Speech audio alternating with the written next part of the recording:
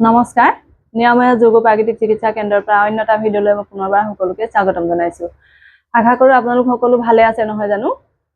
মই আজি আপোনালোকৰ বাবে লৈ আহিছো ইউৰিক এচিড হলে আমাক কেনেদৰে জাননী দিয়ে বা আমি কেনেদৰে গম পাব লাগে যে আমাৰ ইউৰিক এচিড বাঢ়িছে আৰু কেনেদৰে ঘৰতে থকা পাচলিকেইটা খাই মহৌষধৰ দৰে ইউৰিক এচিডৰ কাম কৰাই ল'ব পাৰি তাৰ এটা টিপছ মই আপোনালোকৰ কাৰণে লৈ আহিছো।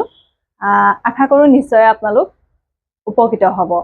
প্ৰথম কথা যেতিয়া ইউৰিক এচিড হয় আমাৰ কি হয় বুঢ়া আঙুলি ভৰি বুঢ়া আঙুলি গাঁঠি বিষাব ফুলিব লাহেকে বেকা হৈ যাব আৰু লাহে লাহে কাখৰ আঙুলিকেইটাও বিষ হ'ব আৰু বিষাব অত্যাধিক বিষ হ'ব আৰু বেকা হৈ যায়।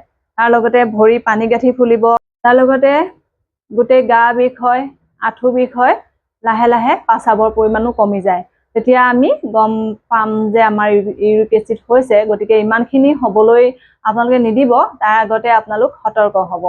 আৰু যেতিয়া আপুনি গম পাইছে ইউৰিক এচিড হৈছে তেতিয়া আপুনি কি কৰিব খাৰধৰ্মী বস্তুবিলাক খাব। কল পচলা স্কচ অমিতা এই বস্তুকেইটা আপোনালোকে খাব। আমাৰ গৃহিণীসকলৰ যেতিয়া তেনেকুৱা এটা সমস্যা আহি যায় তেতিয়া কি হয় পাচলিটো বনালে কোনোবাই কল পচলা নাখায় তেতিয়া নিশ্চয় অলপ অসুবিধাত পৰোঁ। সেইটো কাৰণে আমি নিজে খাবলৈও থাকি যায়। গতিকে এতিয়াৰ পৰা আপুনি কি কৰিব পাচলিকেইটা অকল বনাই খোৱাই নহয় আপুনি ইউৰিক এচিডৰ কাৰণে যেনেকৈ আপোনাৰ ইউৰিক এচিড হৈছে তাৰ ঔষধ হিচাপে খাব। গতিকে আপুনি কল পচলাটো পিচি পেলাই তাৰ ৰসটো আপুনি ৰাতিপুৱা খালী পেটত বেলি ওলোৱাৰ আগতে আধা গিলাচ খাই দিব। যেনেকৈ ইয়াৰ কোনো ছাইড এফেক্ট নাই গতিকে আপুনি আধা গিলাচ অন্ততঃ খাই দিয়ক। যেনেকৈ আপুনি বেমাৰৰ কাৰণে খাইছে গতিকে আপুনি তেনেদৰে খাব পাৰে। তাৰ লগতে পনৌনোৱা শাক আৰু ভেদাইলতা এইকেইটা আপুনি পিচি খাব পাৰে। এইকেইটা পিচিও আপুনি তাৰ ৰসটো তেনেদৰে খালী পেটত খাব। আপেল কল আৰু চেৰি এই বস্তুকেইটাই আমাৰ অতিৰিক্ত ইউৰিক এচিডখিনি বাহিৰ কৰি থাকে। গতিকে এই বস্তুকেইটা আপুনি খাব। আমি সকলোৱে জানো যে তিতা টেঙা কেঁহা জ্বলা এই বস্তুকেইটা সপ্তাহত অন্ততঃ এবাৰ খাব লাগে। তাৰ লগতে বতৰৰ ফল বতৰত খাই পেলাই তাৰ পৰা ভিটামিন প্ৰটিন এই বস্তুকেইটা আমি ল'ব লাগে। গতিকে সেই বস্তুকেইটা আপুনি তেনেদৰেও খাওক। আৰু যদিও নাখায় বেমাৰটো হোৱাৰ পিছত খাইছে গতিকে আপুনি ঔষধ হিচাপে কেনেদৰে খাব মই তাৰ টিপছটো আপোনাক দি দিছোঁ। এতিয়া আমাৰ নিশ্চয় কুন্দুলি আমি সকলোৱে চিনি পাওঁ। কুন্দুলি কি কৰিব 7টা বা 5টা বিজুৰ সংখ্যাত কুন্দুলিটো চিনি আনি ধুনীয়াকৈ নিমখ দি ধুই পেলাই চকল চকলকৈ কাটি এগিলাচ পানীত ৰাতিটো তিয়াই থৈ দিব আৰু ৰাতিপুৱা সেই পানীটো চাকি পেলাই বেলি ওলোৱাৰ আগতে আপোনালোকে খাবলৈ অভ্যাস কৰক যিসকলৰ ইউৰিক এচিড হৈ আছে। তাৰ লগতে আপোনালোকে ৰেড মাংস নাখাব, পুঠি মাছ নাখাব, পালেং শাক নাখাব, বিলাহী ফুলকবি চেনি ৰিফাইন ময়দা ময়দা দি বনোৱা বিস্কুট এইখিনিৰ পৰা আপুনি বিৰত থাকক যিসকলৰ ইউৰিক এচিড হৈ আছে। নোহোৱাসকলেও বাছি খাব পাৰিলে নিজৰ স্বাস্থ্যৰ কাৰণে আপোনাৰ ভাল।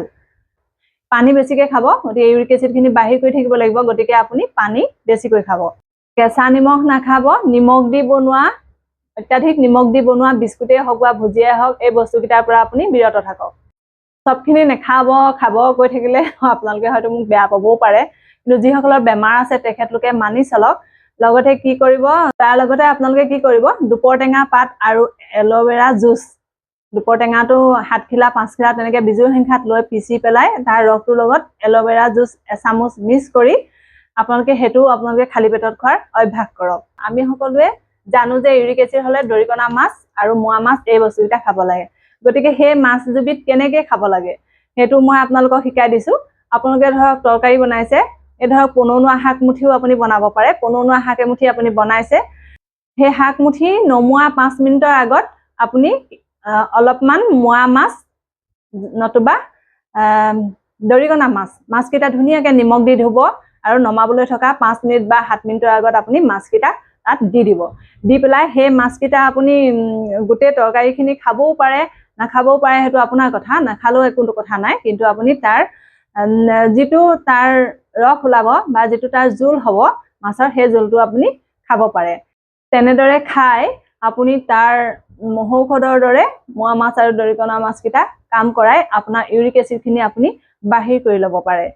তাৰ লগতে মই আগৰ ভিডিঅ'ত দিয়ে থৈছোঁ ভস্ত্ৰিকা প্ৰাণায়াম 10 মিনিট অনুলোম বিলোম 10 মিনিট কপালভাতি প্ৰাণায়াম 10 মিনিট এই প্ৰাণায়ামকেইটা আপোনালোকে কৰাৰ অভ্যাস কৰক আৰু আপোনাৰ ইউৰিক এচিডখিনি আপুনি বাহিৰ কৰি আপুনি ইউৰিক এচিডৰ পৰা মুক্তি পাওক।